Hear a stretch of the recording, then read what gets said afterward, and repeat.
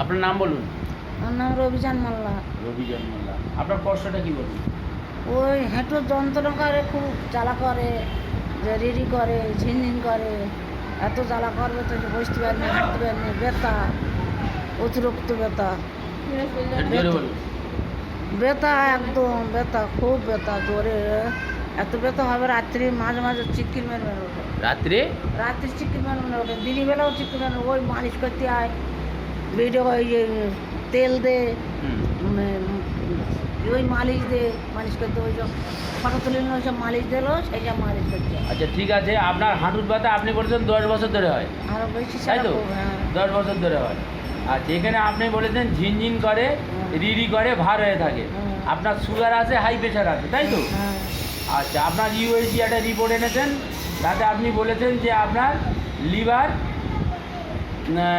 Liver আছে fatty liver grade 2, হ্যাঁ, তাই তো? হ্যাঁ, আর এবারে আপনার যে ইউএসজি রিপোর্টটা আছে, বলে লিথিওসিস আছে, আর আছে কর্টিক্যাল ইকোজেনেসিস, এগুলো আপনার রিপোর্টে আছে, তাই তো? আপনার রিপোর্টটা আমি একবার দেখাই। হ্যাঁ, তার আগে আপনার হাঁটুর এক্সরেটা একবার দেখিয়ে দেই। এই যে হাঁটুর এক্সরেটা, আপনার হাঁটুর মালাই চাকির যে জায়গাটা থাকার কথা, সেখান থেকে মালাই চাকিটা একটু সরে গেছে, তাই তো? রিপোর্টে যেটা দেখা যাচ্ছে, এক্সরে যেটা দেখা যাচ্ছে, হ্যাঁ, এর জন্যে আপনার এই মালাই চাকি সমস্যার জন্য আপনি 10 বছর ধরে ভুগছেন, ঠিক আছে? আর আপনার যে রিপোর্টটা আপনি এনেছেন, সেই রিপোর্টটা হলো এই যে আপনার লিভারটা ফ্যাটি লিভার গ্রেড 2, তাই তো? আর এইবারে যেটা আছে সেটা হলো, আপনাকে দেখাই, হ্যাঁ, এটা ভিডিও তুলে ধরছি। 1 নম্বর হচ্ছে কোলেলিথিয়াসিস। এই কোলেলিথিয়াসিসটা কি না, কোলেলিথিয়াসিসটা হলো কখনো কখনো, হ্যাঁ, কয়েকটা পাথর পিত্তথলি থেকে বার হয়ে যেতে পারে এবং পিত্তনালীতে ব্লক করে দিতে পারে। এই অবস্থাকে বলা হয় কোলেলিথিওসিস, হ্যাঁ, কোলেলিথিওসিস। এটা কখনো কখনো এই পাথরগুলো পিত্তথলিতে বার হয়ে আপনার পিত্তনালীতে আটকে যেতে পারে।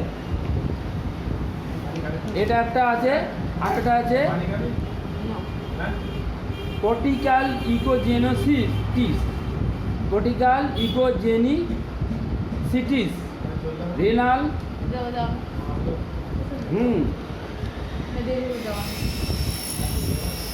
আছে রেনাল ক্যানেল কাইমা, একটা রোগ। এইগুলো আপনার রিপোর্টে পাওয়া গেছে, এই রিপোর্টে পাওয়া গেছে। এবং আপনার যে কেস টেকিংটা আমরা করেছি সেটা হলো, এটা দেখাচ্ছি,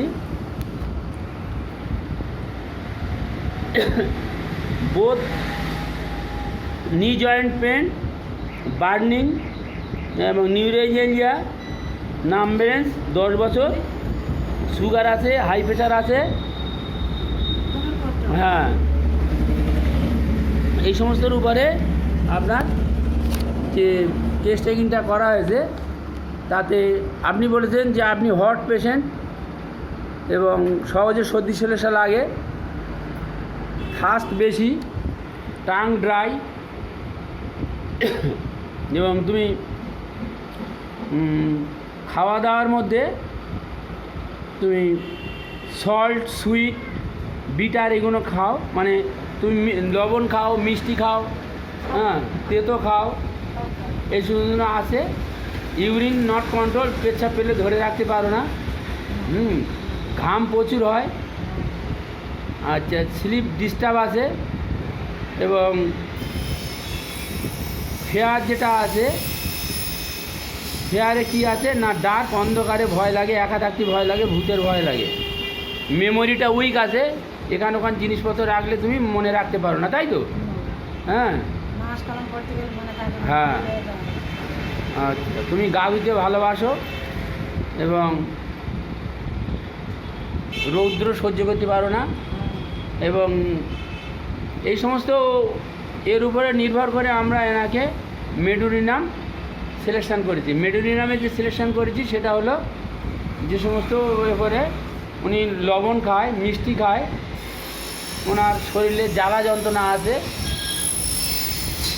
এই সমস্ত, আর হাতের তলা পাঁচতলা জ্বালা করে, একটা ডিউরেশন আছে, এর উপরে ভিত্তি করে আমরা মেডুরিনাম দিলাম।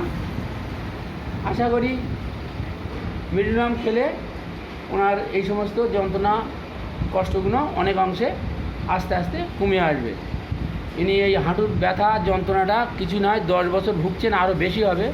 উনি সুগারের রুগী আছেন, হাই প্রেশার আছেন, ওনার কিডনিতে যে সমস্যাটা আছে আপনাদের বললাম, ওনার ফ্যাটি লিভারের যে সমস্যাটা আছে, এই সমস্ত লক্ষণগুলো আমরা পেয়েছি এবং ওনার যে সমস্ত রিপোর্টগুলো পেয়েছি সেটা তার উপরে ভিত্তি করে আমরা মেডুরিনাম সিমটমস পেলাম, মেডুরিনাম দিলাম। আশা করি উনি আস্তে আস্তে সুস্থ হয়ে যাবেন।